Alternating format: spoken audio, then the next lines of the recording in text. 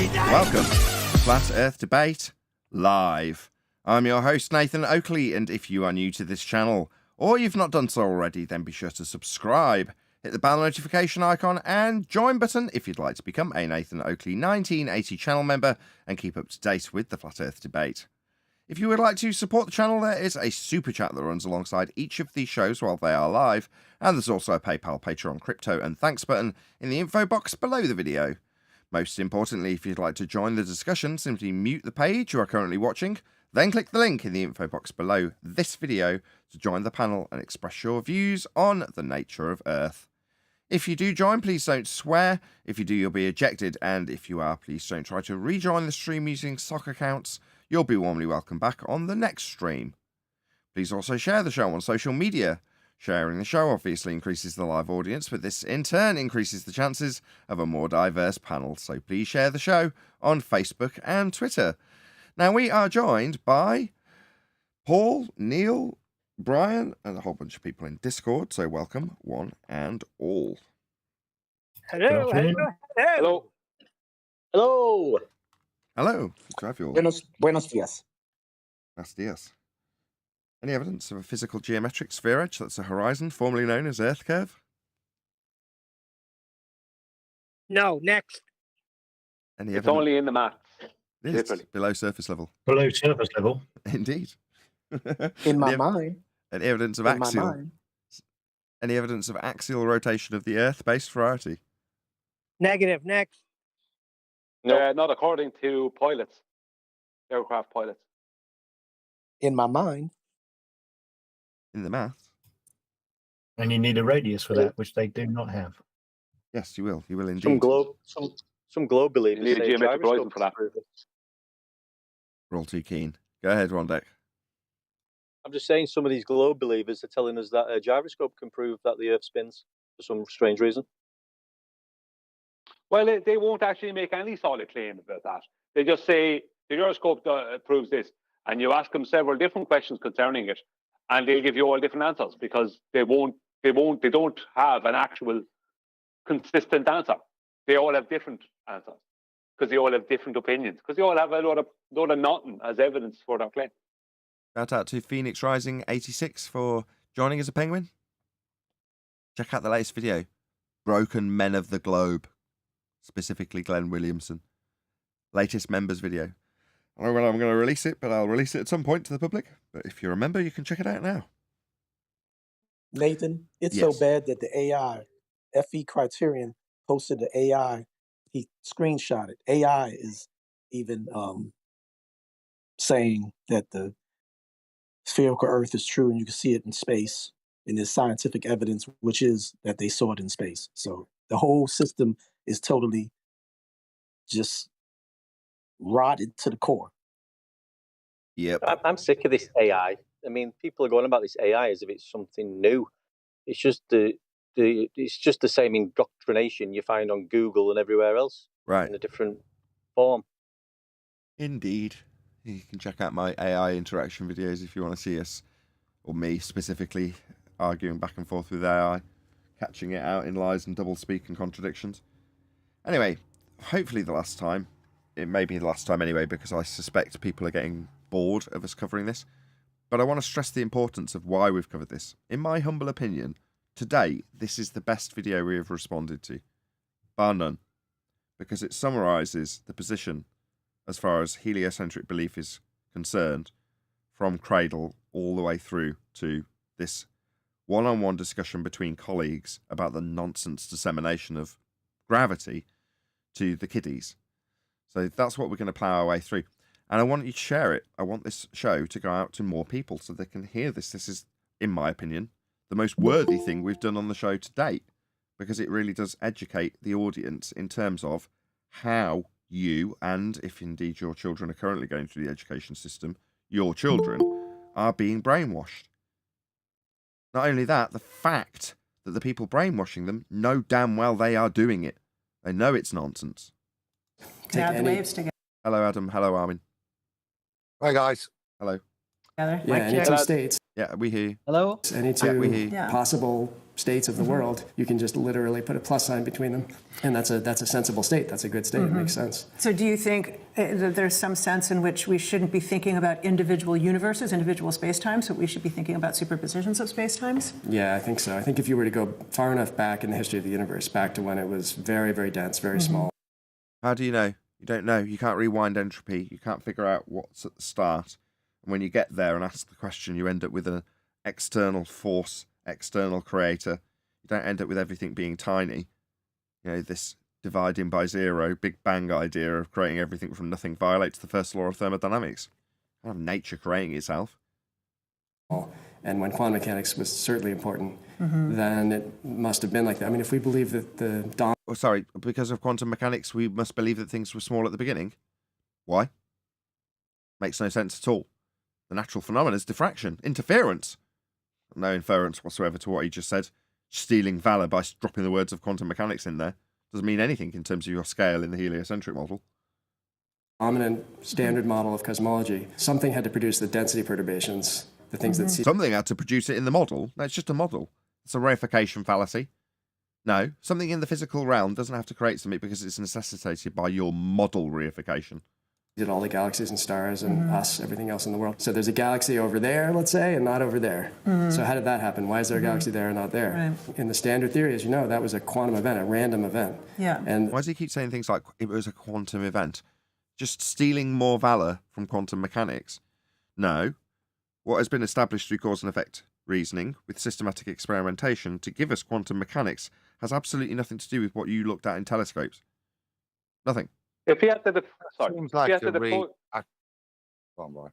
Go on, Brian, then Adam. you go on, Adam. Go No, you first, Brian. I'm all for Irish Okay. power. on. Irish lives matter. No, if you had to define what his statement there, what did he say? A quantum? What did he say? A quantum what? I'm after losing it now. Quantum something event? or other slipped in there for no reason, but go on. Yeah, no, he just said it. He just said it a second ago. So I'm not making it up. He said Quantum state. No, he didn't say no. That's not. No, he said That's the the point I want to address, Brian. Go on, Adam. You go ahead. I can't I'll remember do the that, exact mate. statement. What I just heard there was that previously, if you follow Big Bang Theory, part of the issues they had from a singularity event was the distribution of the galaxies. There's no way you can have a Big Bang event and have the galaxies distributed how they were through standard physics. So what I remember is they've postulated in the past is that you have a different set of physics for the first few microseconds, which allows faster than light and this weird distribution that they can't account for. What he appears to be saying now is, let's hijack that and describe those things now as, well, they have to be quantum events, don't they? So that matter gets there in a quantum way as opposed to just defying the laws of physics, I think, as it was previously described. Yeah, that's what I was going to ask. How would he define a quantum event? How would he I don't define think that? he is. I think he's repainting existing problems and saying that if we call them quantum, that presents a solution as to why a galaxy is over there when it should all be dissipating from a central point. That doesn't mean that it happened there and not there because you flipped a coin. It actually happened in both places. There's got to be a wave function where in one branch of the wave function there's a galaxy there and not there, and in the other branch it's the opposite. So when we're talking about the multiverse or the Big Bang, we are really talking. So he's incorporating the phenomena that was explained in quantum mechanics by having probability distribution of galaxies. So Adam, well done, man. That was a really concise explanation and called it right just before he said it. So yeah, that's exactly what he's detailing. He's saying if we have a classical explanation for where these items will end up based on the distribution and maths thereof, it would end up here. It isn't, it's over there. However, if we describe it in the early birth of the first law of thermodynamics violation Big Bang explanation of things, we can have a quantum state where it exists as a probability in both places, and for whatever reason, but it's our explanation now, it was over there rather than over here. Well called, Adam. Talking about gravity ultimately. Say again? Just a lucky one, that, I think. But you Not can at all. smell it. You Called can smell what they're trying to do. It's not genuine, this conversation, in the first place. It is like it's a pre-prepared paper crack covering, if you know what I mean. And we're talking about how a theory of gravitation, which we now think of as a theory of space. If it was a theory to begin with, it had been based on science. We wouldn't now be thinking of it as a theory of anything else, because it would be established based on cause and effect reasoning that had gone through the scientific method and been validated through experimentation. But when she uses the word theory, she means just so a story explanation in maths that's now proven wrong. So now we have a new theory. So, oh right, so that's how it works, is it? No. Your theory, if it was scientific, would have been based on experimentation. That's empirical proof. They don't have that. Space-time has a quantum explanation, has a quantum paradigm imposed on it that will help us understand. What is this? How many times can we wrap in the word quantum into our outdated, debunked by quantum mechanics nonsense of heliocentrism? If we wind in the words as many times as possible, it'll seem like quantum mechanics is actually validating heliocentrism. It really isn't. These things, and we don't have that yet. One of the things that I think is so amazing is that the terrains in which we're going to understand quantum gravity are very... Quantum what now? Quantum gravity? Is this what you told the little kiddies about? Didn't sound like it. It sounded like you told them it was a force, explicitly. Lied to them. Now you're deciding about whether or not quantum gravity is a quote-unquote theory that you might want to have a little look at. Few, right? It's the Big Bang, because Remember, that's where we... Sorry, remember in the video, in the second video, I think it was, where she agreed when the guy said, I believe that there is, space-time. And she went, yeah. Well, now she's saying that's a load of rubbish. Yeah. Is she not? At every stage, she's told someone something, and then in the next stage, completely contradicted herself, or interwoven the next nonsense into the old nonsense. Like I say, a very skilled witch. We know that quantum and gravity both were called into action. Were they? Sorry, that's a reification fallacy on 2 counts. There was no calling into action of quantum mechanics. Quantum mechanics was established through experimentation. Didn't come into action. Quantum mechanics, go! Quantum mechanics, activate! Go on, you're ruining my jokes. Sorry. Are they in the military? What rank are they? I don't know. The quantum mechanic rank. Could you imagine at this point if that guy that's with her there asked her, could you define gravity? What would she say at that point? Because she's already thrown out anything Newtonian and Einsteinian. She's already thrown all that out the window previously. So what would she say now? Define gravity. Well, what could she come up with if she was asked that right now in this conversation? What would she have? Nothing. As always. At some point in the future, they're going to discover the belief that they'll discover quantum gravity in these terrains that they're explaining. So as you just said, it's a straight admittance that they now don't know what they believe in, that what they should believe should be quantum, and somewhere they look and search hard enough, they'll find it. But I think we're at the point where they're admitting they don't know anything anymore. And the thing that it should be quantum, but we don't know what that is. Okay, so as with all of these response videos, I would hope that should they respond to us, they'd put a link to my video. And in that vein, I have shared the love, algorithmically speaking, by putting their link, that's wired, into the live chat, so that you, the audience, can go and let them know Nathan Oakley 1980 sent me, hopefully with a nice remark about how wonderful their indoctrination is. I mean, how lovely their video is, so that it doesn't get removed. As I say, with the idea being that I would get the same love responded to me, or reciprocated to me, if they were to make a response to our critique of their video. Chance to be a fine thing, but the link is whizzing its way by in the live stream chat now. Let that videographer, Wired, know Nathan Oakley 1980 sent me. And hopefully they'd, like I say, respond in kind. And there's black holes. One of the most interesting discoveries, of course, Hawking's discovery kick-started a kind of crisis, right, in thinking about why quantum mechanics and gravity were so knocking heads. It was one Right, of so the that was a fairly Weasley way of saying, what was that? Knocking heads? What, you mean completely at odds with one another? A minute ago, they were interlaced with words like quantum gravity, but now you're talking about discoveries that show that they knock heads? Yeah, I'd be very intrigued to see what these discoveries are. There aren't any discoveries required. Quantum mechanics debunked this nonsense. That's it. What needs to be discovered? Well, nothing. It was done through systematic experimentation based on a hypothesis. And upon empirical evidence being provided, it debunked a lot of just-so stories that preceded it. No, nothing needed to be discovered in regards to the connections. Just the exposition of the debunking it actually represented. That's quantum mechanics versus gravity. It didn't need Hawking to do anything. beautiful examples. Sure, yeah, it is a beautiful, beautiful idea. What, that they knocked heads? She's just said Hawking's ideas exposed how they knocked heads. What a beautiful idea. No, that's a reification fallacy. That scientific validation offered in quantum mechanics isn't butting heads with things. It's not a goat. So first of all, to be totally... Shout out to Godzilla37 for the super chat. He says, Nathan Oakley 1980 sent me.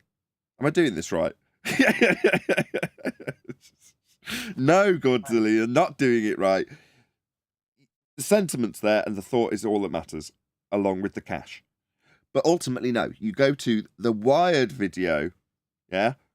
And then on their video, tell them that Nathan Oakley 1980 sent me, so that, A, people who go to that video can see in the comments that somebody's responded to them, because it says where the respondent, you, the commenter, came from. Me, Nathan Oakley 1980. Or at Nathan Oakley 1980. Ah, well, I'll start incorporating that. So, no. But thank you for the super chat. Go ahead. Yeah, I was thinking, it's this game going on with these people and this witch and how she explains it. I mean, they're anthropomorphizing science and quantum mechanics and almost making like a old Greek mythology god spectacle out of it. Like suddenly it's become a thing, a living thing, and then it's at odds with the other science that is also a living thing. So they're like assisting people that thinking about it to, well, anthropomorphize those things into a virtual being, completely convoluting it even further. I'm just this is really standing out to me that's what they're doing. Really clear though, we've never observed Hawking radiation, which is what he predicted directly. I don't think very many people doubt that it's there. But yeah, Hawking discovered... Sorry, we never observed it. He predicted it, and we don't doubt that it's there even though we haven't. Okay, let's just point out something that may not have occurred to these two numpties. In science, a prediction is a hypothesis. It presumes that you have the right cause of the effect you're studying in nature, with the antithesis alongside it called the null, which presumes that your cause won't cause the effect. Null difference, zero difference, null result. So when you perform the method, you get an empirical outcome, because either variation of your assumed cause in your prediction, not Hawking's radiation kind of prediction, like unicorn farts in space kind of prediction, by equivalent. No, not that type of prediction. The type of prediction that says, I think this will cause that. And then you go forth to vary it and see if it causes it. And if it doesn't, you prove you're null. Hence the title of empiricism offered to the scientific method, when testing by experiment, a prediction. Hawkins didn't have that. What he's got is a Nostradamus prediction that will be conjured out of maths at some point, I'm sure. That's what he's really saying. I'm sure this Hawkins radiation will be conjured out of maths into the model at some stage. Mathematically, that when... She's trying to, or he's doing here. See, because they've just had a kind of crisis where they're banging heads together, which was an admittance of incompatibility. And what appears, what was it, the beautiful idea now, for the thing that might save all this incompatibility, they come up with Hawking radiation. I'll just read the description of it. Hawking radiation is a theoretical black body radiation that is theorized to be released outside a black hole's event horizon because of relativistic quantum effects. So now you've got black holes and relativistic quantum effects put together in a theory of a beautiful idea by Hawkins. I asked one question to Google. Has Hawking radiation been found? Hawking radiation has never been observed. But if it exists, the information lost when objects enter a black hole might be carried out of the black hole via this light. This is what this beautiful idea, this premise is, this thing they're clinging on to join these head-clashing topics together. But all the stuff that they've taught the kiddies, yeah, when it comes to their discussions amongst themselves, they say, we know we've got to have something to do with quantum mechanics in there. Yeah, you're damn right. It's been scientifically validated and aided us in our technological advancements. So, yeah, I'm pretty sure you're going to need to incorporate that, given that it's doing work. Yeah, it's been put to work in a reified kind of way, in the respect that it gives us quite a lot of technology that we now use. Yeah. Meanwhile, your heliocentric nonsense that benefits nobody and has absolutely zero practical application whatsoever and has yielded absolutely zero profit in all respects ever. That might survive if you definitely incorporate the quantum mechanical bit that you know is definitely relevant, and you're both going to be nodding about how relevant it's got to be for the future and the ideas that might save your old bullshit that you indoctrinated the previous students with. Okay, so we're all clear. Quantum mechanics, ka-ching, definitely got to have that. The rest of the nonsense might fall in line with it if we incorporate some of these fantastical ideas that haven't been demonstrated or proven. Okay, so we're all clear. They know it's nonsense. They know they were lying to the children.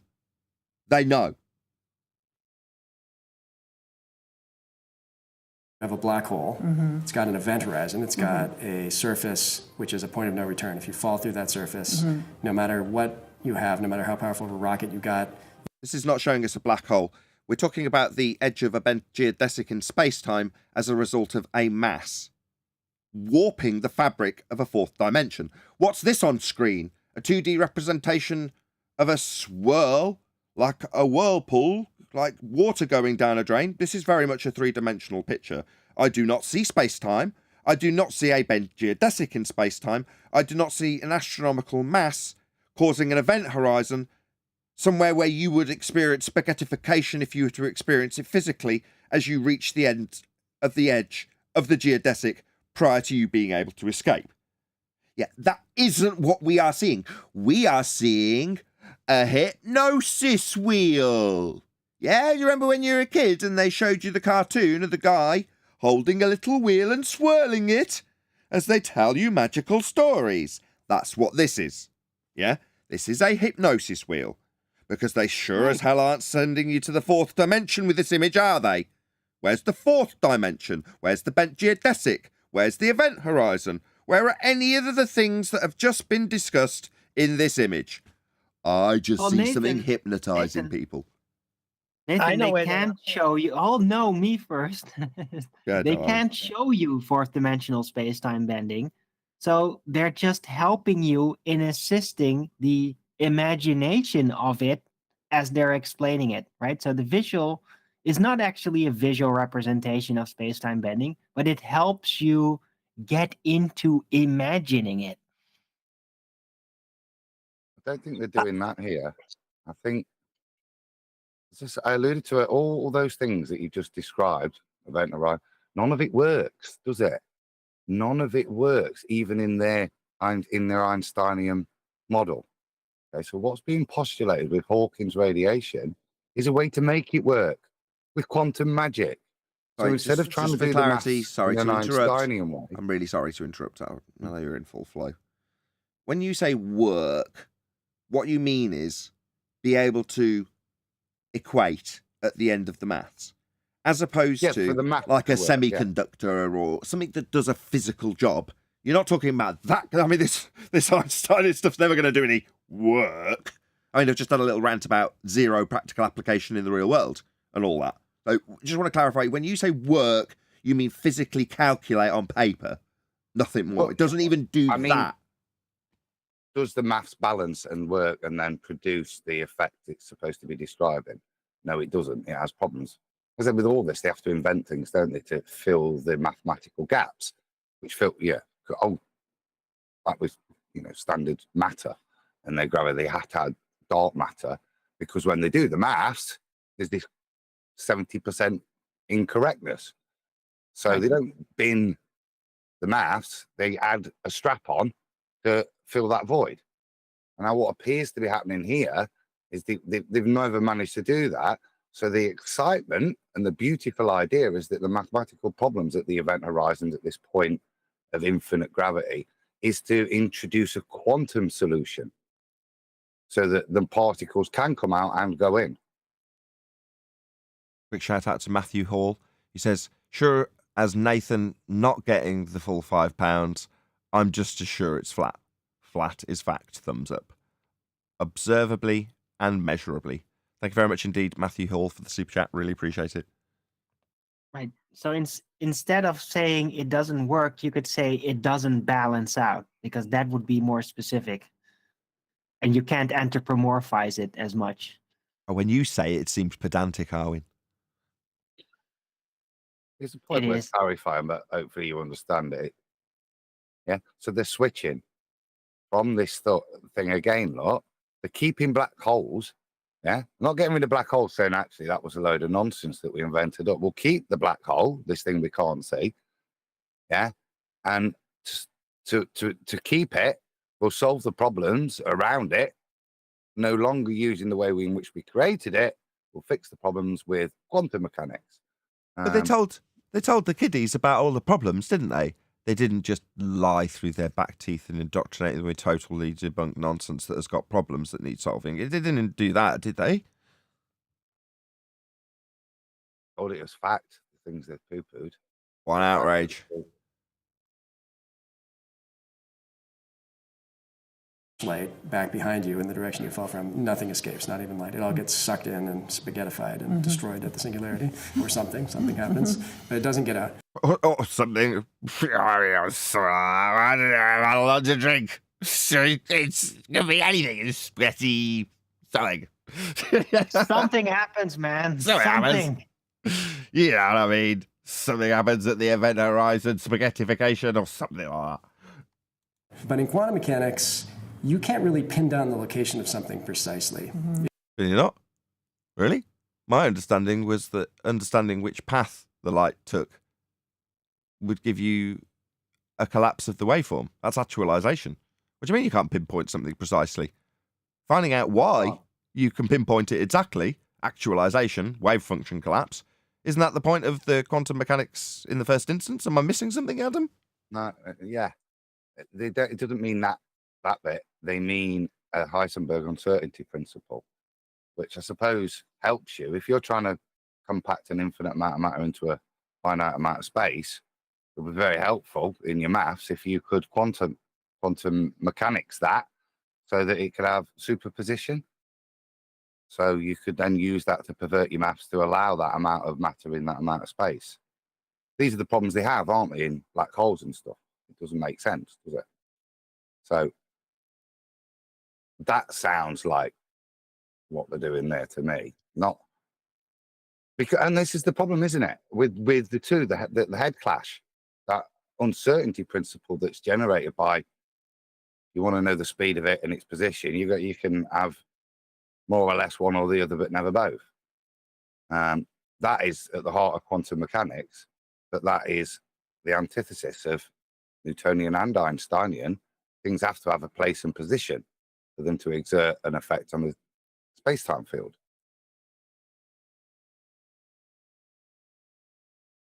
Clear as mud.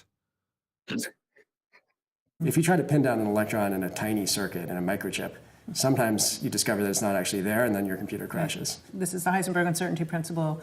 In reality, you can't precisely say... What? That is not why it would crash. So if you've put into a piece of memory a 1 or a 0, and for the sake of argument, you don't give it enough cycles of electricity to keep it charged, to remember that it's containing a 1 or a 0, and as the computer accesses that piece of memory, it accesses it as what it defaults to, which is a 0. But what it was looking for was what was being charged in that position, but lost charge and was actually a 1. Now, when the CPU gets a 1 instead of a 0, or a 0 instead of a 1, it crashes. But that, in terms of superposition, what's he talking about? You've allocated a piece of information to a piece of memory and then reaccessed it. That's what will cause crashes in that regard. He's talking about like inside a piece of data in a computer system, there's some sort of uncertainty about it. No, there's only uncertainty if it's looking for a 1 and it gets back a 0 because the memory hasn't stored the information correctly. I won't swear. That particular part of the process has sod all to do with Heisenberg's uncertainty principle. Yeah?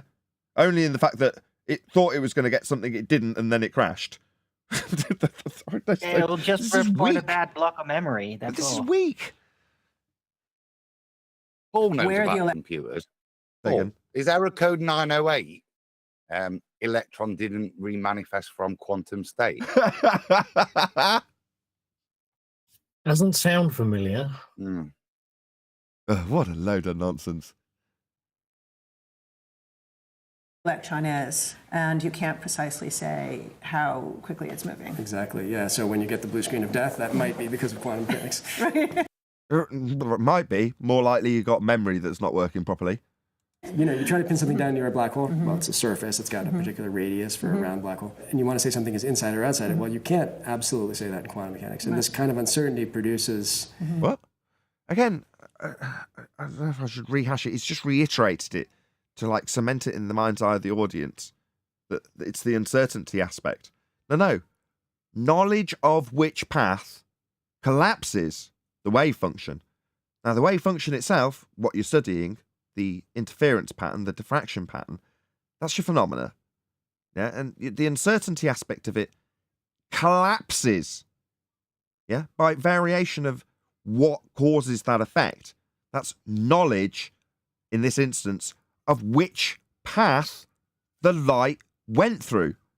Knowing which slit it went through stops it being diffraction. So what are you babbling about?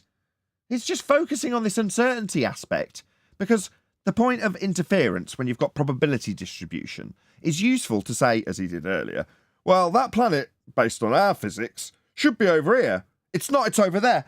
But if you think about how quantum mechanics studies things that are in various different positions all at the same time because you've got a probability distribution, it means that it could be over there. Therefore, it's over there. That makes sense now. Check it out. What? Ugh. Right, let's do another shout out. But Nathan, hold on. Just do uncertainty. Quick shout out to another shout out to Matthew Hall. He says, I know YouTube take their cut, but if they profit for just owning the platform this video is on, they have more reason to let this channel have the reach. I think I know what you mean. Yeah, I subscribe to that. I respect the platform for what it is. It gives me I was going to say wide audience. Maybe I should change that too. It gives me the ability to have a wide audience. But no, I can't really say that either. I mean, there's something positive about it, Matthew. And I definitely do get paid, mainly because of people like you, as opposed to the platform. But maybe you're here just because of that reason, so I should thank the Lord for that. Thank you very much for the super chat. Brian, I'm sorry to labour that. Go ahead. No worries. I'm just saying the reason that they need to focus on the uncertainty part is because they need uncertainty. They need instability for their model. The model needs to be uncertain and unstable. That's why it can't have a cycle, for instance. They need that. And that's why they're going to focus on. You'll hear a lot more of the uncertainty. You'll hear no end of it. They're on now what makes them believe what they're believing now, which is this Hawking radiation. That's what he's now about to describe, how this thing forms. Bearing in mind, he'll admit that this thing has never been discovered, measured, or even seen, witnessed. It's just a theoretical concept, a lovely idea from Stephen Hawking.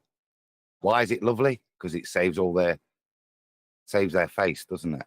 For admitting they've been talking the crap they've admitted to the kids. But it gives them something to keep researching, doesn't it? As well. But what they're about to describe is the ludicrousness of this, which is fundamentally what they're now believing in, isn't it? A radiation, which you can think of as pulling some of the energy out of the black hole. The black hole was formed out of some mass, and there's an energy in that. You can think of pulling some energy out of that and sending it off to infinity in the form of particles being emitted. Yeah. And what Hawking found is that it's a thermal spectrum. It looks like a hot or not so hot for a large black hole, but like an oven, the kind of radiation that comes out of a cast iron. This idea that Is there any other kind? What's he talking about? the darkest phenomenon in the universe actually is forced to radiate quantum particles. What? So, what they claim this go on, Hawking's Adam. radiation is like at the event horizon, you get a quantum formation of a particle, one in which is returned, as he says, sent off at infinite speed into the black hole, and one that escapes the event horizon. But this quantum flux creates uncertainty. And this uncertainty is what creates Hawking radiation. That's the best I've got. I don't understand it, but that's the best I can regurgitate what they're claiming. Good try. I followed along. I didn't follow along with him. Thank you. Is pretty wild. I think everyone understood that it was a correct calculation, but I don't think a lot of people understood the implications, that it meant something really terrible was happening, because this black hole, which could have been made of who knows what. So calculations don't cause the black hole to have some terrible It's back to the death cell yet again. Here we go. There's some awful implications discovered in the maths, reified by us. No, maths isn't causing event horizons in black holes. They're just being invented by tossers. Is disappearing into these quantum particles, which in some Disappearing into quantum particles. Adam, what's quanta? Just a smallish unit. So when we say quantum, what does that literally mean? It's meaning smallish unit. There's implications what they're trying to put on, but just in that sense, then that's all it means, really. It's not. Just means non-divisible particle, right? Yeah, smallest unit. Yeah, sorry. Yeah. Right. That's all it means. some sense have nothing to do with the material that went in. So do you think that's a big... Why did I pause What it it early? doesn't mean is multiple universes, which is what they're trying to apply, and on multiple superposition and division. So it's now in two places at once, which is what they've claimed at this is fundamentally the cause of Hawking radiation. Right. It doesn't mean any of that. It's not. No. That's not in the field of quantum mechanics either. It's just in the field of made up sticky tape for Einsteinian gravity. That's all it is. They've looked at a blackboard full of descriptions of quantum mechanics, and they've taken some of the buzzwords off the wall and gone, "Ooh, we'll have that word. That's useful, and we'll have that concept. That's quite useful." Just taking little chunks here and there of descriptions of quantum mechanics. You're like, okay, and now you're going to just imply that, and every time you do, you'll say it's quantum mechanical. It's the importance of the quantum mechanical aspect when we hijack this aspect of it. It's like, okay, so they've taken, all they've really done in this last little section is taken the idea of diffraction. What is diffraction? Interference. That's all we're talking about. And they've applied that to critical errors in their model in terms of the positioning of the lights in the sky based on every aspect of incorrect nonsense they've been indoctrinating the Western world with for the last couple of 100 years. That's what's happening. Big crisis? The black hole evaporates, the information is lost. It's a crisis because of some of the details of it, but I would say the way you just described it, I mean, if I build a big bonfire or an incinerator and I throw an encyclopedia into it, good luck reconstructing what was in that encyclopedia. The information. Wow. That's an interesting analogy. Wasn't that a bet at some point between two people arguing the toss about quantum mechanical ideas? Presumably what is now going to reference. Or he'll just steal it completely.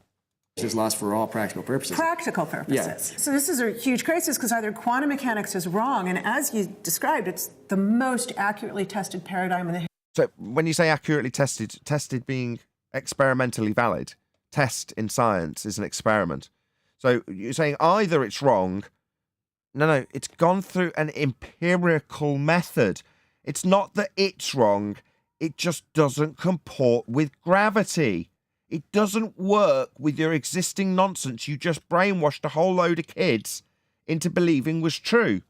So what, are you going to question how valid empirical science is as an alternative to whether or not there's a fundamental change needed in the wrong science that you've been peddling? Because it's pseudoscience. History of physics. How could it be wrong? It isn't. You are. With the nonsense you peddle to the kids. You know at what stages you're wrong because you've just told us in the video where you were wrong. But now you're going to question how wrong quantum mechanics is while declaring how tested it is. Yeah, experimentally. Right? Or the event horizon is letting information out and violating. Or either it's wrong or the event horizon's letting out information. What's an event horizon? The edge of the bent geodesic in space-time as a result of a mass that's warped it because it's so huge, like a neutron star, but worse, with more density and a thimble full of it, the weight of an entire city, right? Bent geodesics. So we're going to lose information at the event horizon, the point of spaghettification. Or what? Quantum mechanics is wrong. The most tested and useful and provided us with technology. That could be wrong. Or my alternative with spaghettification and event horizons needs modifying. Yeah, why are you teaching this to children? Any of it? It's a bloody outrage, really, isn't it? Yeah.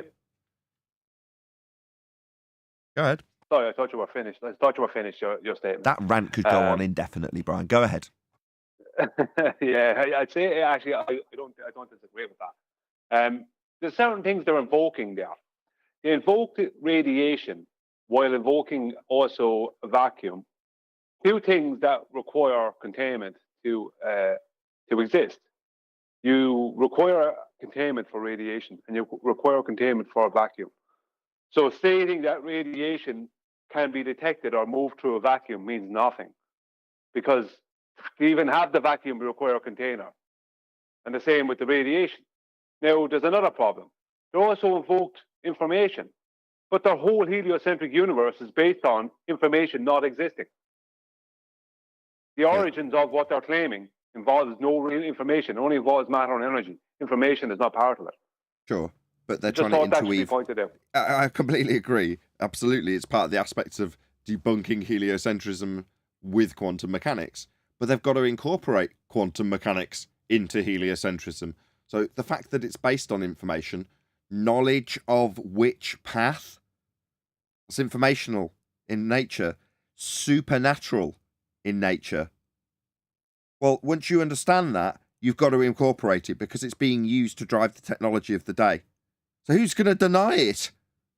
You know, when you've got plenty of examples of how it's working, not working in mathematics on paper, or in the case of Einstein, not working, but physically providing benefit to an end user.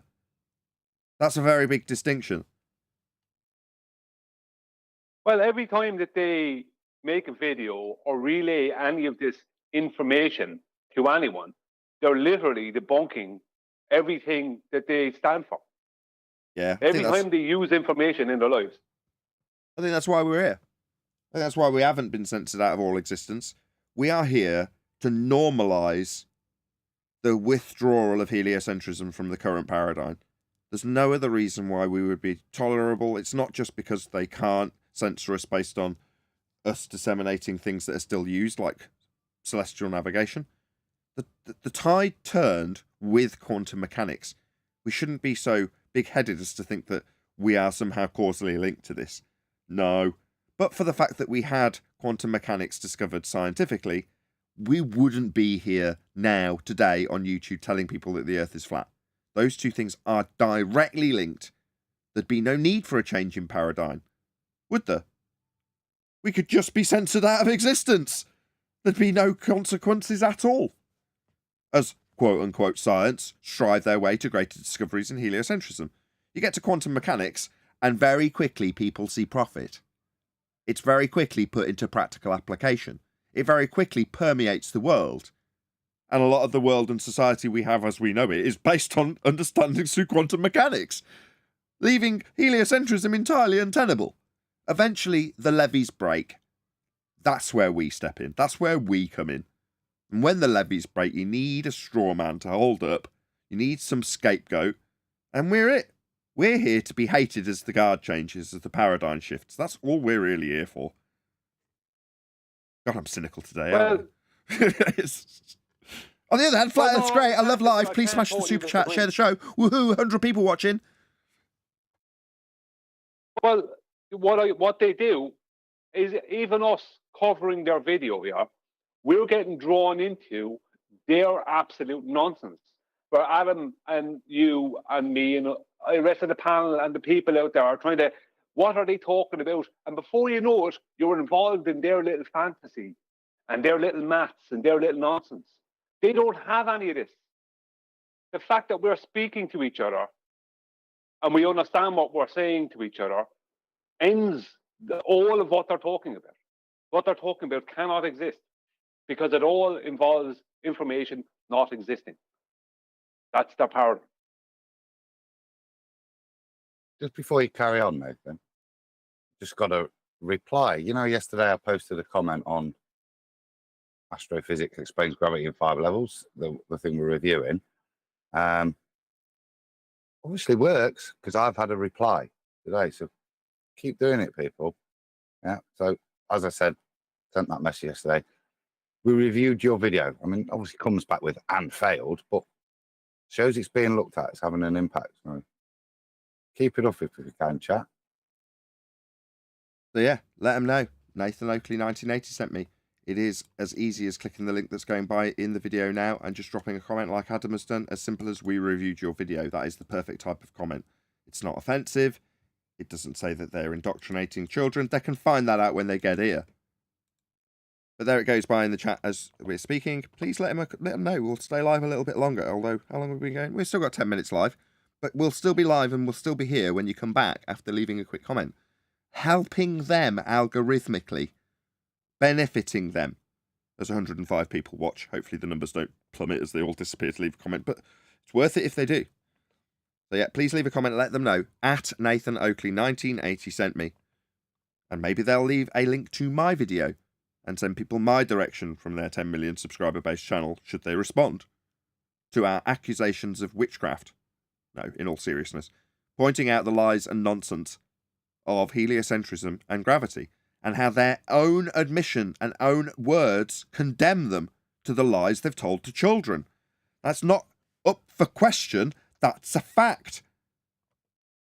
Anyway, let them know. Nathan Oakley or at Nathan Oakley 1980 sent me. One of the most sacred principles of relativity. One thing about quantum mechanics is that anytime you have a state of the world and another state of the world, you can literally add them together. Sorry, when we have a state of the world and another state of the world.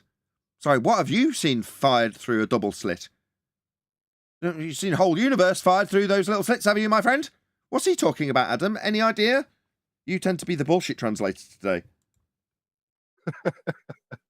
I don't know. He said it twice. He mentioned it earlier as a very good way of viewing mechanics. You can summate things, add them together. I'm not sure what he's getting at. I'm sure it's going to be some, as you say, hijack principle from quantum mechanics that helps keep his model in some beneficial way. Well, let's find out. Happy joy. Together and get a third possible state, as crazy as that sounds. And so if you're going to have a quantum theory of gravity, then we can't really talk about there being a black hole or not a black hole, right? Or an event horizon or not an event horizon. Because we could always take a state that had an event horizon in it and a state that doesn't, or has the event horizon in a slightly different position maybe. And oh my God. Yeah, right. You go ahead, take it away. So I'm right then. So what we're now getting in is into apologetics to explain why that event horizon can be there, and we're going to use quantum mechanics so it could be there and could not be there. And what we see, this is the hijack, isn't it? We've been talking about Heisenberg's uncertainty principle with relation to electrons, photons, whatever.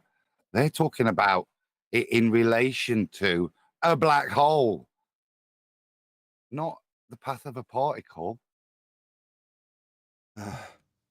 Knowledge of which path? No, not but according to this dude. According to this dude, that's a guy, not a guy on screen, but the guy who's talking with this lady on screen now. Don't want to misgender you.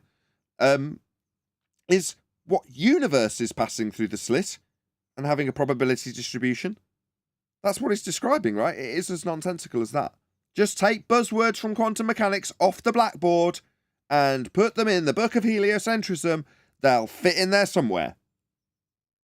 And add them together. So the existence or position of an event horizon can't possibly be, determined as a fact any more than the position of an electron is determined. But you told other children that they're real and that they're definitely there. And you told them how harrowing it would be to go through the process of spaghettification. Ripped apart at the event horizon, dun dun dun! But now, well, I mean, it's unreasonable to discuss whether it's there or it's not there. I mean, no, it not be there. Why not? Well, because when we studied how light behaved, we found that when passing it through a slit, we could get it to interfere. And then when we understood which path it took, it stopped doing that. It was actualized. It behaved as we expected. It went through a slit and just appeared behind the slit, exactly as you'd expect. But no, what that actually translates into in heliocentric bullshit world is universes with diffraction patterns. Universes in multi-positions. Event horizons here but not here. What a load of nonsense. So I think that's the loophole. That's a nice loophole. What, like a workaround, like a little cheat, a con that you can weasel your way through the problems of heliocentrism. That's the loophole. What's something in law that people would be looking to close because people exploit it? Yeah, that kind of loophole. Yeah, very good choice of words. Very appropriate indeed. Shout out to Uncle Ben, who's just gifted 5 memberships. I don't know how you retrieve them, but, do whatever it is you have to do to retrieve them. And there they all are, retrieved. Thank you very much, Uncle Ben. Really appreciate it. Check out my latest video, The Broken Men of the Globe. Only available to members. way of looking at it, so that you're not actually violating classical relativity. Like violating understandings and descriptions in maths. You make it sound like it's a big deal. Yeah, who cares? You could literally toss the entire book out and it wouldn't make any difference to anybody's life at all. But you're really concerned about how well they're going to be violated. Yeah, they already have been. Many years ago with quantum mechanics. Once you're in a regime where the wave function has really peaked around a very well-defined state. Like the wave function was the phenomena. Yeah, the description of probability distribution is merely the phenomena studied in quantum mechanics. And as we've already identified on at least half a dozen occasions between me and Adam, they're just hijacking a description of an effect that's studied within quantum mechanics. And it's the behaviour of light when traversing a double slit in this particular instance. Now that diffraction pattern is the wave function she's just hijacked, and he's just utilised to put universes through slits so that they can have multiple positions. And then you don't know whether or not you've got an event horizon causing spaghettification or not. It's unreasonable to say you have because you might not. Yet we'll tell the kiddies you definitely have, after telling them that it's a bend geodesic in space-time that isn't a force, after telling them that gravity's a force, pulling them to the ground. Yeah, it's just a long tissue of lies. That's right. And one of the most exciting developments in the last 10 or 20 years is called holography. And it's called holography because a hologram is a two-dimensional surface that creates a three-dimensional image. It's got sort of... Wow, so it's so useful for showing people a fourth dimension. You say, look, check out this two-dimensional surface that's got an appearing three-dimensional object on it. It's still not, though, is it? But when you tell people about fourth dimensions of space-time that they can't see because they're only experiencing a three-dimensional world, showing them a hologram's really useful to get that concept across. Wow! Yeah, it is, isn't it? Until someone like us comes along and says, check out this swirly, hypnotising wheel they've put up, whilst telling you about bent geodesics in space-time and event horizons that may or may not be there, but obviously are definitely there if you're indoctrinating a child with it. 3D information built into like witchcraft. That's proper bad, isn't it? That's like going up to some primitive in South America holding up a mirror and say, look, I've captured your soul. Look in that hologram on my debit card. Look, there's a fourth dimension, children. Does that make sense now? Yeah. It's again, that's abuse. Yeah. Look at my hologram. It's a clever magic trick, because if you understand that this is only a two-dimensional surface, but yet it appears three-dimensional, you can understand how we've got a fourth dimension called space-time that bends, that causes imminent death if you get near an event horizon. Be afraid. And this, in a Can I say fundamental way, something? Yeah, Quickly. maybe. Depends. Very quickly. Yeah, well, I tried to come in earlier on this, but I was busy. What they're saying is very, very, very, very clear to me. It's all relative, because it's not relative. If you think about what they're saying, you have to throw out relativity. But they're still trying to say it's all relative through the use of the uncertainty element within quantum mechanics. Wait, say that again? It's all relative because it's not relative. It's all relative because it's got a It's all relative because it's got superposition. it really has that or higher dimensional information built into it. Yeah. It's exactly the same. So what's higher dimensional information? You mean 4D space-time built into it? So where was that built into quantum mechanics exactly? I didn't see any 4D space-time. I just saw a diffraction pattern. And then, lo and behold, scientists much smarter than you two numpties figured out the cause of that effect by varying the knowledge of which path the information went through. Yeah? Which path the light traversed. Yeah? As this theory of gravity and There's no theory of gravity, unlike quantum mechanics. more dimensions. Yes. More dimension. Oh, it is that higher fourth dimensional reified space-time bending to cause spaghettification that may or may not be there. Really, really. So one of the things I like to think about with holography is that I can pack a certain amount of information in a black hole. I mean, you can literally think. Can you? Show me. How much can you cram in there, my love? Do you want to show us? Do you want to give it us in grams? of it as like Maybe give us it in kilobytes. How many kilobytes can you squeeze into a black hole, my love? How tight's your black hole? things into it. Let's say I have information in some volume and I'm. Yeah, okay. Let's say you've got a terabyte. Where are you going to put it in a black hole? What's the receptacle? Does it use USB? This is Under the- quite interesting use of language again. Is what's a black hole? Is where infinite matter. Now we're no longer using the term matter, are we? We're using the term information now. I'm not sure why. There must be some underlying premise. Probably so you don't have to treat it as matter, mathematically. But it's interesting that she switched to that word. Remember that to the child, mass attracts mass. To the children, the old children, a black hole was infinite mass. Now it's information. Not sure why, but I'm sure we'll Illusion find that out. I can just keep packing information in that volume as much as the volume will contain. Eventually, Containment, volume, and containment. Yeah, it's interesting you should talk about that, given that the heliocentric model that this is trying to salvage is now referencing containment and volume.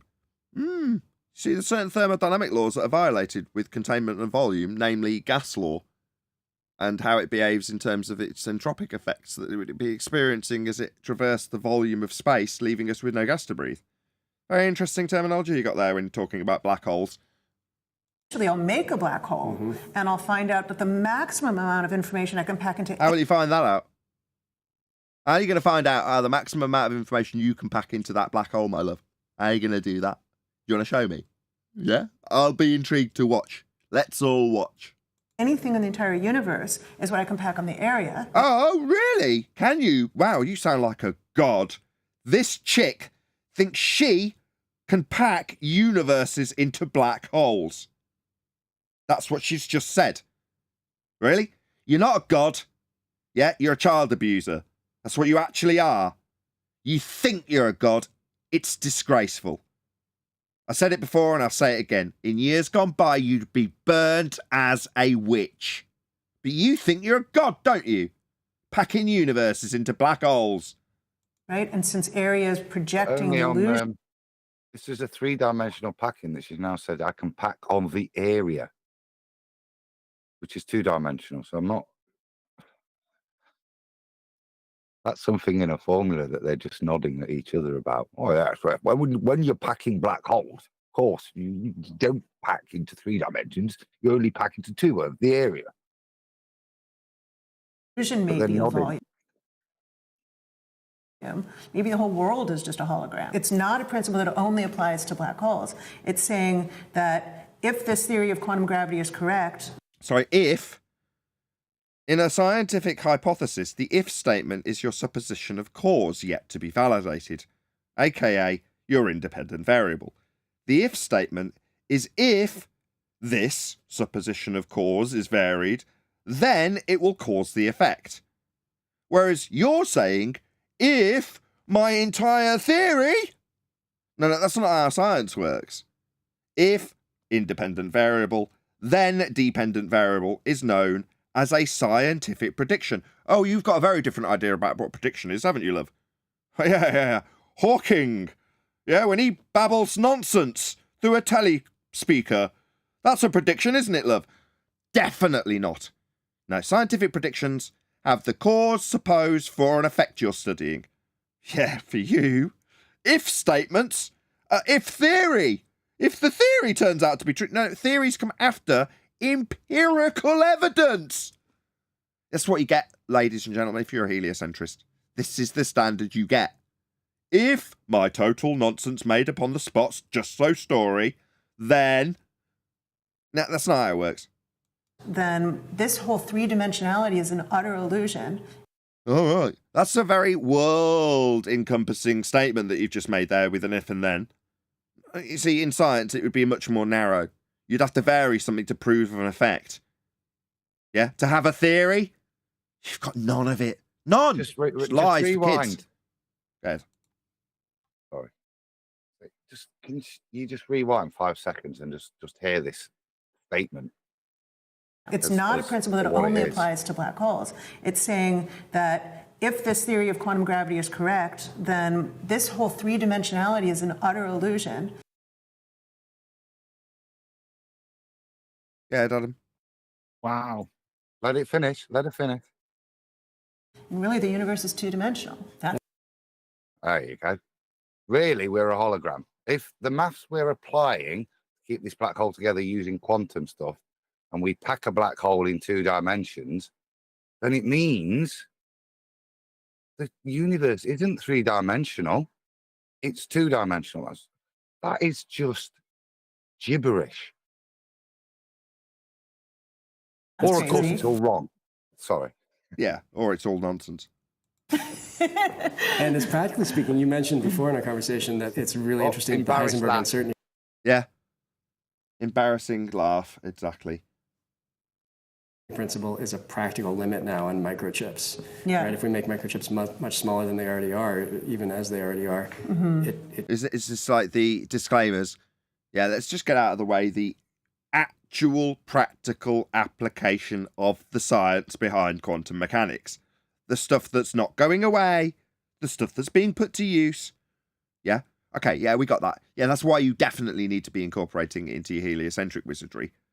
Now show me one single example of a practical thing that someone can physically lay their hands out on that has come as a result of any heliocentric indoctrination.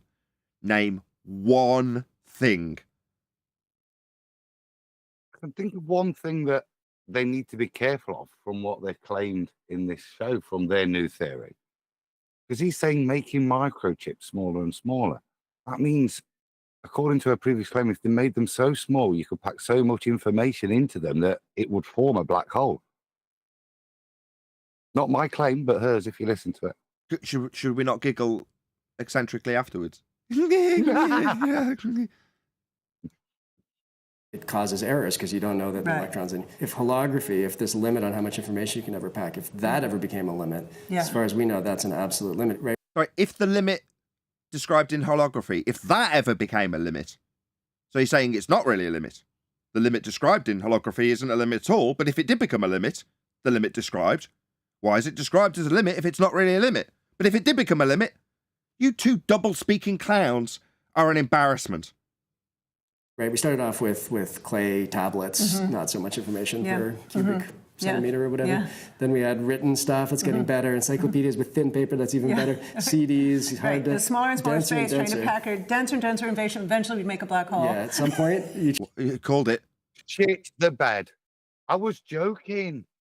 though, taking the mick out of what they'd said, and actually they followed that logical path themselves. Oh my God. And they don't realise they're done now. Fill up your encyclopedia. There's that embarrassing laugh again.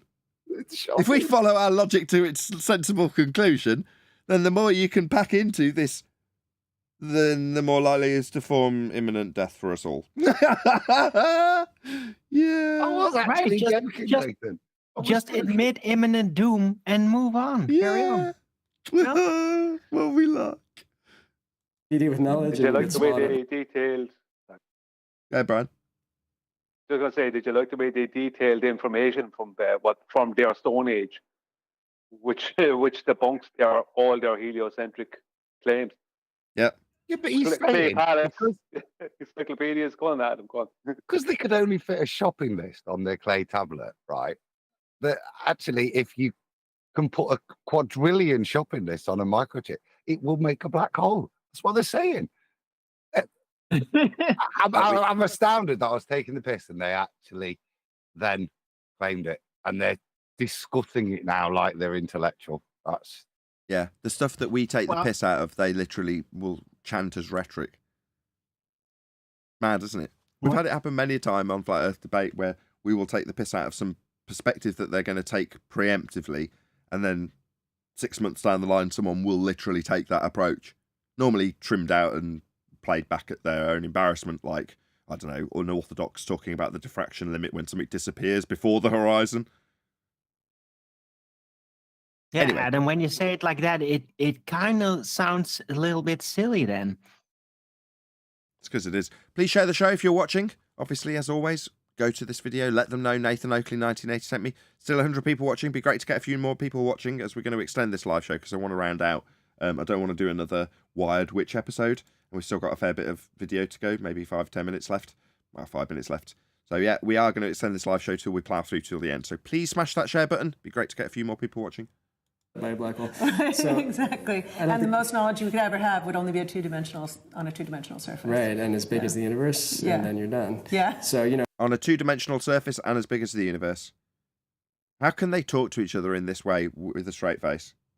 Yeah. not likely that we're going to hit that limit anytime soon. Do you think it's possible that That limit of small size, massive data. gravity is really ultimately just quantum mechanics and No, it's not. Is gravity just quantum mechanics? Would it be okay if we just literally called quantum mechanics gravity? Do you think anyone would notice? Is that what she's postulating? No, love. No. They're fundamentally different. and doesn't exist at all in the fundamental ways that we've been talking about so far. Like that gravity is really ultimately just quantum mechanics and doesn't exist at all in the fundamental ways that we've been talking about so far. OMG. So could it be that every word that we have criticized her for and mentioned alongside quantum mechanical explanations for the debunkings is now being disseminated by her in conversation on the very same video? In other words, ladies and gentlemen of the audience, she has just validated every single critique we have made of her in one sentence. Not only that, she has demonstrated beyond doubt that she knows every word she said to the students was wrong. She knows it. This is disgraceful. She's like the Wizard of Oz, and instead of Toto, she just pulled back the curtain for a second, like, haha, and then hopefully everybody didn't see that. She's pulling back the curtain and asking Dorothy if it's okay. Right. Like the Newtonian way and the space-time way, that those are just these kind of macroscopic illusions. Well, like, not real, not forces then. If they're macroscopic illusions, how the hell have you got the audacity to tell a small child it's a force? You complete witch. You make my blood boil. And sometimes I talk about it in terms of... I should be rejoicing. I should be so elated. She's giving me what exactly I want. I'd be annoyed if it wasn't, oh, why can't she at the end of this confess? Why can't she just admit that it's all nonsense she's disseminated to the children? She has. That makes me even more angry because it means she's complicit. She knows. Temperature is not a thing. There's no single thing. Please share the show. If you can't tell by my disdain, this is a bit of a passion project. You know, I hold the same disdain for this woman as I do for teachers. Yeah? The Matthew Learns guy and Conspiracy Cats, teachers, right? When they're like this, they should know better, right? This woman knows what she knows is wrong and is more than happy to put it out there on camera for 10 million people. You know, the audacity is just so off the scale. Please smash the share button. I want people to hear this. Anybody got any comments while I get my composure? I think if you can just rewind it, because we've already said, she's about to say, it looks like, make an analogy. There is no single thing called temperature. I want to just hear what she's going to say on this. Gravity is really ultimately just quantum mechanics and doesn't exist at all in the fundamental ways that we've been talking about so far. So that gravity is really ultimately just quantum mechanics and doesn't exist at all in the fundamental ways that we've been talking about so far, like the Newtonian way and the space-time way, that those are just these kind of macroscopic illusions. And sometimes I talk about it in terms of temperature. Temperature is not a thing. There's no single thing called temperature, right? It's a... What, other than temperature? What? This is a witch now telling you temperature isn't real. My nonsense that's debunked by quantum mechanics isn't really real, and I'm questioning its validity. But ultimately, cars aren't real also. You know, buildings aren't real. Temperature's not real. Air's not real. That's what... She's a flailing witch being burnt. She's dissolving. Because water's been tossed on her. So everything's not real. Temperature's not real now. I think she's trying to allude that it's a concept, which if you break it down into individual molecule actions, then you don't have this thing that we experience as temperature. That's what we experience. If we're going to describe it, it's a slightly different thing. I think that's what she's trying to do. Hold on a second. Are you saying that in the process of attributing a convention to what I actually experience and then term Doppelschlerks, which means my hair's standing on end because it's windy? Yeah? That Doppelschlerks isn't real. It's just made up words. Are you telling me that's where she's going? Yeah, I think she's trying to poo-poo temperature in that it has a conceptual element to it, and therefore it's a macro illusion, I think is the word she's using. That we experience physically. Yes, but we experience it. But and then this is the false analogy that she's now saying that Newtonian and Einsteinian were just, so it's apologetics for lying, were just other macro illusions, so just concepts for you to envisage what's really going off, even though what they're describing isn't in the same way something you experience. They're attributing down, aren't they, as the center of mass and telling you why and all of that's built on or through it. But it's that false analogy that the concept of Newtonian, the concept of Einsteinian is in some way valid to teach because it's analogous to the concept of temperature that is. That's what she's actually doing as well. If you look into, like, just a quick one, if you look into some of the dark occult things and Satanism, this is what she is portraying. If you look into it, she's teaching Satanism in what she's doing to this child. Yeah, you're going to need to expand on that.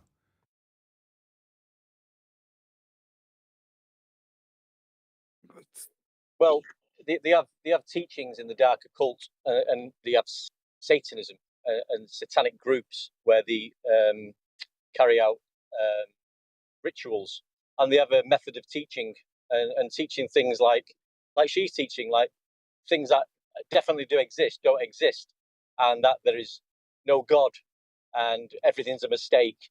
It comes under the teaching of Satanism within the dark occult. That's all I can say for now. Fair enough.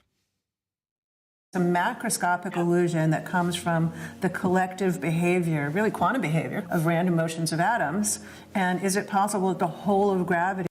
We don't have random motions of atoms, right? We have the...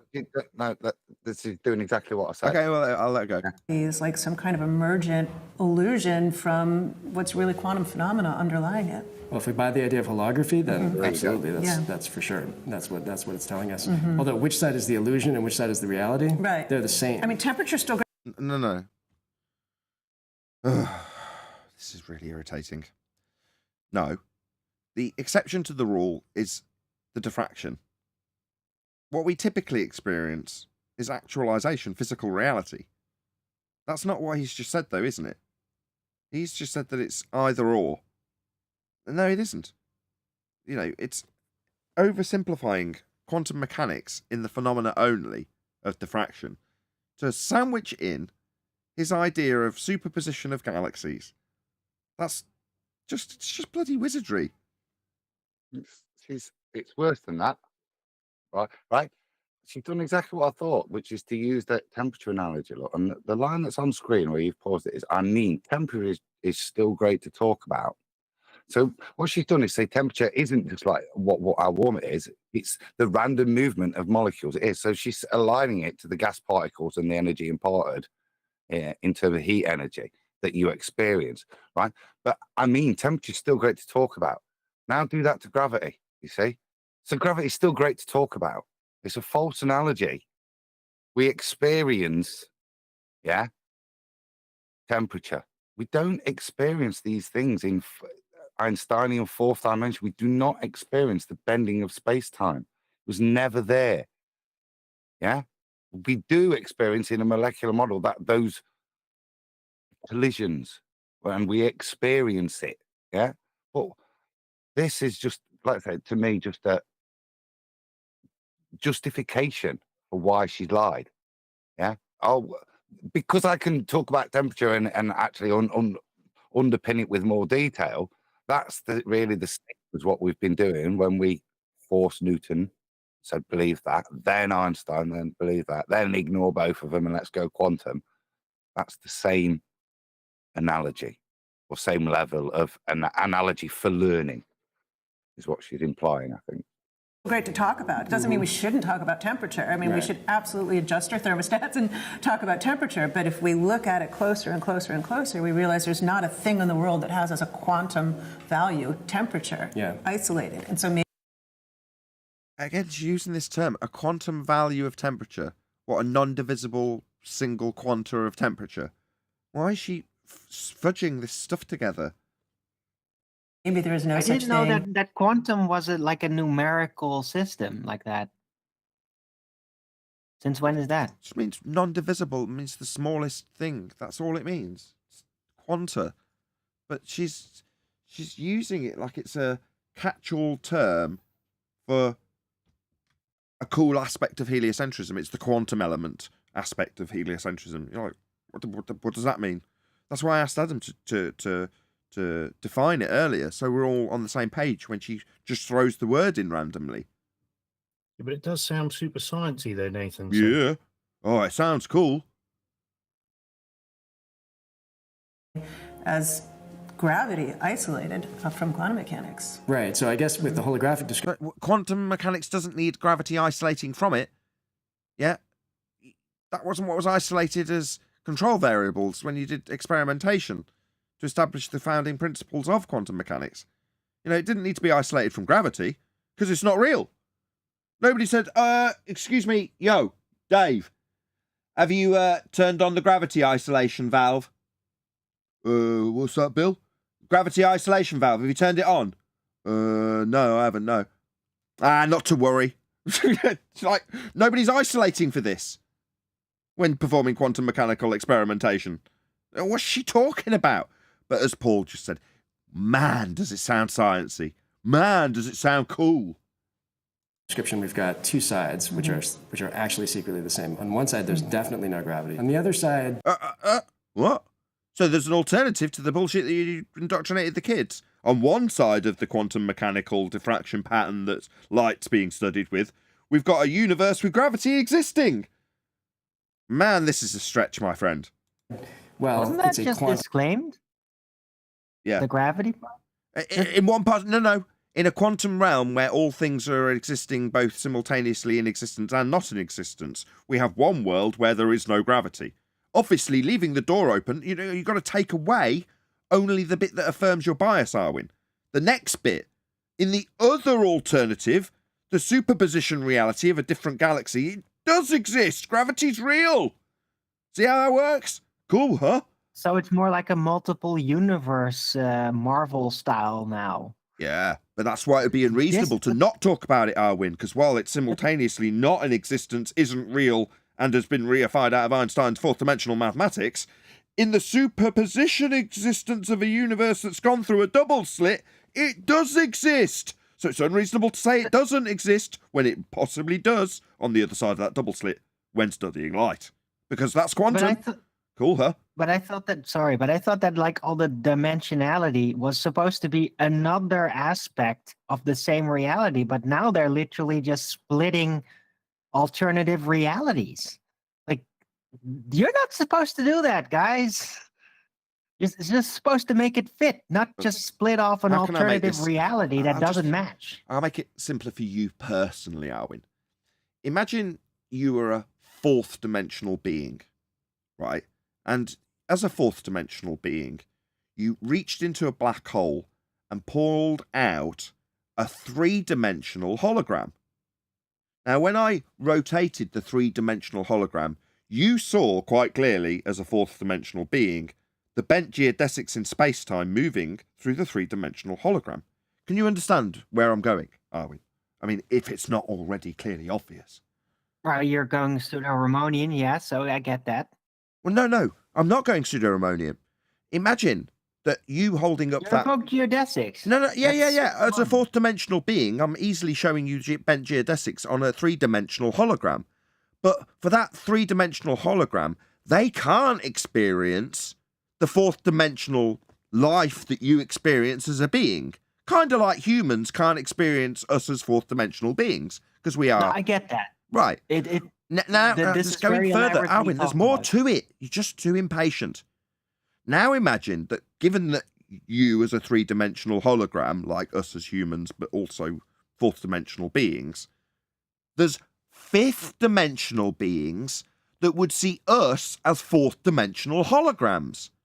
Now, in that fifth dimension, folded once in on itself, if you're following me, there is a superpositional gravity where it is a force. Do you follow me? Yeah, technically. It has to be, because if you remember at the beginning of my explanation, I, as a fourth dimensional being, reached into the fourth dimensional black hole to pull out the three-dimensional hologram.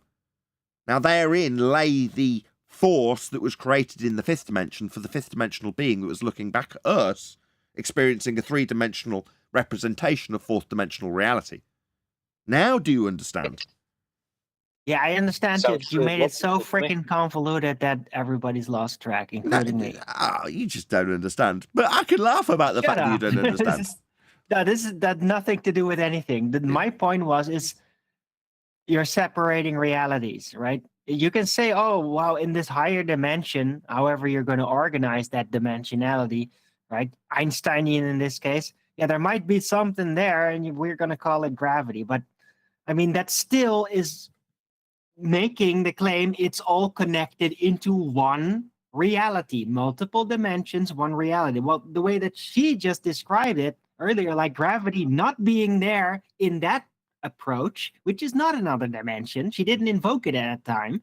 About the same reality, in that field, it doesn't exist. And then she agreed upon that, well, it can basically exist and not exist at the same time, and that's okay. She didn't even invoke, like, in another dimension. No, I'm asking you, I'm inviting you, but conceptually you're finding it difficult to imagine reaching into that fourth dimensional representation of a black hole in three dimensions to pull out the fourth dimensional hologram so you can understand how a fifth dimensional being would appreciate you in the fourth dimension. Now, like I say, reaching into that bag does involve force. Well, if you don't get that, then there's no hope for you. You just can't conceptualize these things as well as I can. But you'll get there one day. We'll make a video about the progression of bullshit that you need to get to where I understand this and you don't. Is this what it's like to talk to Baldwin? Yeah. A little Theory bit. of gravity, what that means. But the point is, you can get it out. It's equivalent to this theory. Right. With definitely. So that's like just saying there's the idea of a dual description is just saying there's a perfect dictionary between these two descriptions. Yeah. And so to belabor which one's real is silly. It's like, Yeah. Obviously, in one world, there's a non-gravity because it completely contradicts all of the principles we've got for our computers and stuff. But on the other hand, in another reality, it's all real. You know what I mean? So it's all perfectly reasonable that I just lied to a load of kids about this stuff. saying is French real or is English real? Right. Just for the point, just so that it isn't lost in my sarcasm. Gravity is debunked by quantum mechanics. That's why this section's the longest. Like, by far, isn't it? Yeah, an example I like to give is if you take some extra dimensions. How do we do that? Okay, no worries. I'll take that at face value. How do I take some extra dimensions? Give me a third, fourth, and fifth dimension. I'll take them. What's that? It's gonna cause inflation, though. Dimension inflation. If you make too many dimensions, you'll have dimension inflation. Well, I just It's want to gonna follow get very along. convoluted. Look, I'm a reasonable viewer, and all the people who've come and watched this video after being told by my truly faithful audience that Nathan Oakley, at Nathan Oakley 1980 sent me, they'll want to follow along in a reasonable manner like we are with this guy now. If you take some extra dimensions, okay, I will take said extra dimensions. Lay them on me. I'm ready. Let's have them. What's that? You can't give them me. You can't show them me. You can't give them any physical properties whatsoever. Am I going to take them? I don't really follow. And you compactify them. Let's say just one. I compactify them. Okay. Petrify a dimension? What does that mean? I didn't get the dimensions. How am I going to compactify them? What's happening here? Right. Oh yeah, what's happening here is very simple. They're suing for a draw. So they're at the point where they're going, well, gravity could exist, or maybe it couldn't exist, and it does and doesn't exist. That's a draw. That's what they need at this stage because they know they can't get a win, and that's what they're at. They're looking for a draw. What have we dealt with all of these heliocentrists, all the ballers? They always end up, when they can't support their claims, which is every single day, right? They always end up looking for a draw. That's what they end up at. Okay, hold the phone. Anthony's here to tell us about his LGBTQ member of parliament that he's outraged about or something. Go ahead, Anthony. What the hell are you talking about? All right, Tony. Hey, Nathan, I've had to look that word up, compactify. Interesting. It's a special made-up word in the world. Compactify. Ooh, this is magical words from the heliocentric lexicon. Oh, I'm so excited. To make up or become compact, especially of higher dimensions in space-time. Oh, it's To so become it's a specific tightly word they curved invented so as about... to be unobservable under normal circumstances. You have to eyebrow push. Can you read it again? Just one more time. I thought you got to the end. Right, is that on the... To make or become compact, especially of higher dimensions in space-time, to become tightly curved so as to be unobservable under normal circumstances. this sounds like Emperor's New Clothes. Isn't it? Yes, absolutely correct, Anthony. Emperor's New Clothes. And all that is, it's exactly equivalent to Self-correction doesn't whatever particles you recognize had, it, by whatever the fields way. you had in your original theory before you Yeah. added it. You just added an infinite tower of new Yeah. particles with certain properties that are all easy to calculate. For me, it's a question of which description is most useful. I mean, if you want to say gravity is an illusion and it's all quantum, that's great. But then you fall down the stairs and bang your head. Or release a helium balloon and watch it go up towards the sky. Or look up at the clouds. Yeah? So what? We just fall down the stairs and remember that gravity's pulling us to the centre of Earth? What about the helium balloon that you let go of at the top of the stairs? Did that go down with you? Go boom boom? What about the clouds? What about the cup of tea? Go on, Anthony. People people always forget about the medium. They always reference the balloon or the object, but never reference the medium. Yeah, fell That's not the downstairs problem coming here. out of a pool. So you're inside the pool, you're on the stairs, and then you fall off the stairs, the bottom rung of the stairs. Yeah, and then you go up, right? You start floating. Isn't that nuts? His example with stairs? Oh, yeah, medium specific. Well called, Anthony. Yeah, but that's not the problem. Well, it is the problem. Anthony's 100% correct. But it's worse. But the problem here is what he said. The secondary problem is they already threw out the things falling due to a force of attraction. That was thrown out 108 years ago. Now they're throwing out the Earth rising up to meet things as they don't fall, as they sit relative in counter space. Let's just say, right? They've thrown out both those things. So you falling down the stairs has absolutely no relevance whatsoever on anything they want to claim after this point. It does. It proves gravity exists. That's a PhD That's it. bloke, and that's what he cites to support gravity still. Huh. You fall down the stairs and bang your head. Suddenly you remember This is a gravity's real. perfect example of training the audience how to behave. Go through it in ever more complicated, convoluted steps of nonsense. And when you get to the end, and it all falls apart, and you're questioning whether or not bent geodesics in counter space reality with superposition universes going through slits, when you've got to that stage, just remember, you fall down, like you were told as a child. So go full circle and assert, yeah, well, we still fall down at the end. So then you can start the entire process again. You can start talking about Newton and things falling towards the mass of Earth, and you can go through the entire circle all over again. And if you're arguing with somebody, the same thing's true. You go through this process of talking about mass, going to the mass of Earth, and then when they prove you wrong and tell you that it's 108 years out of date, you talk about gravitational fields that don't exist in Einstein's mathematics. And if you don't understand that they don't exist and Einstein's decrying them, you question whether or not Einstein's declaring that we've got gravitational fields. Then you move on to the actual Einsteinian bent geodesics in space-time and the nonsense assertions of event horizons and black holes. And then you go on to quantum mechanics. And you get Hawkins giving his two pennyworth with his quote-unquote theories. And as you get ever more convoluted and further away from the entire point of this nonsense magical force, which is to keep you standing on a ball, you get to the end again, like we just did.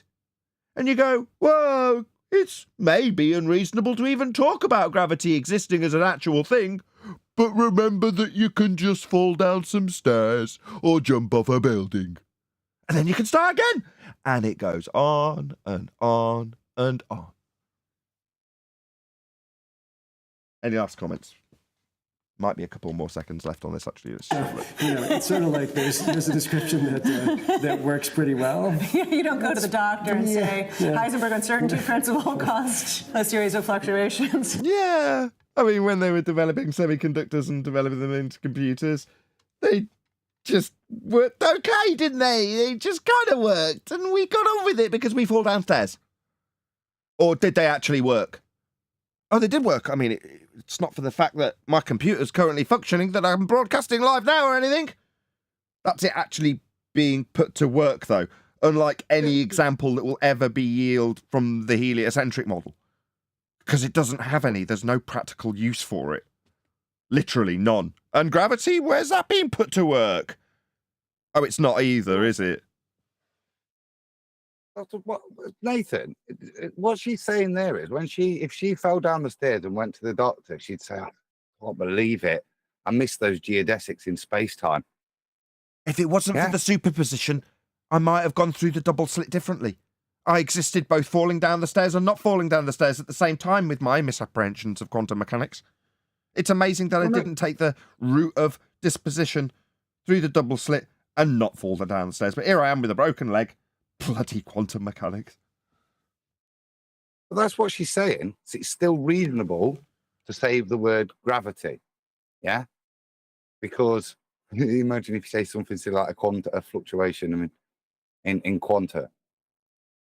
That's what she's alluding to there, that it's still reasonable to keep you, even after all she said, she fell down the stairs, it would be gravity's fault.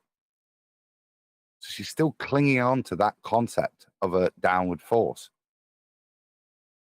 Right. Can you help me? So there's so many open questions. The fact that there are all these fundamental issues that we really don't understand. And we continue and proceed to indoctrinate children with the ideas that we don't understand as being true and real. And all solved and nothing to see here other than answers that we've got for you, child. We know. But in the coffee break room after the fact, we'll sit around smoking cigarettes and contemplating the fact that we don't understand this stuff that we've just lied to children about. But on the other hand, there's all of these moving parts that fit together so neatly. There's so much beautiful maths that used to work so well before quantum mechanics and computing came along. Go ahead, Brian. Yeah, just to rebut what that guy said when he said, when you fall down the stairs and hit your head, well, how do you answer that? That's basically what he's saying. He's invoking some kind of a force of attraction between masses. Never in the history of actual science has anyone ever had to account for as a control variable gravity. Any version of what they're claiming. Never in the history of the world was that ever a part of a controlled variable. Definitely something that's working here, but ultimately what is going to emerge from that, what structure is lying under it, we just don't know. But I think the fact that there are so many fundamental questions that we just don't know the answer to, that is an opportunity, that's exciting. There are all these fundamental issues that we really don't understand. But on the other hand, there's all of these moving parts that fit together so neatly. There's definitely something that's working here, but ultimately what is going to emerge from that, what structure is lying under it, we just don't know. But we don't know, but we tell children we do. I think the fact that there are so many fundamental questions that we just don't know the answer to, that is an opportunity, that's exciting. So what the opportunity is actually for you to look into it and find out what the answers are. Why have you got the audacity to tell children anything at this stage? If you don't know, you shouldn't be telling the children anything. It's great. Thanks so much for coming. It's not great. It's disgusting. Thank you. It's really good to have you here. Thank you very much, John. It was my pleasure. But when you get to the top of this I hope you learned something. You realize you know nothing and you accept that it's exciting and an opportunity to realize you know nothing, even though you've been lying to kids all the way and you propagate a lie. The way you justify it is, I know nothing, but that's exciting and an opportunity. Yeah. So everything you sat in the pub around with the other people pretending to be smart because you were told by your teachers, these people, that you knew something about how the world works in the form of gravity. Yeah. If you went high enough, you'd have the privilege of finding out you didn't know jack. It was all wrong. But you might find out. It's so exciting. And there was some beautiful maths along the way that kind of worked. Meanwhile, quantum mechanics giving us computers. I'll say a huge, massive, enormous thank you to both Discord and G+ panels for making today's live show possible. If you are watching this on either Nathan Oakley 1980 or Nathan Oakley Premiering streams, stay tuned as there will be an after show to follow. Another massive thank you to all of you who smashed the super chat, liked, commented, shared, subscribed, dished out the free memberships, and all that good stuff. I've been Nathan Oakley. Stay tuned if you're watching on an after show, and I'll see you all in the next video.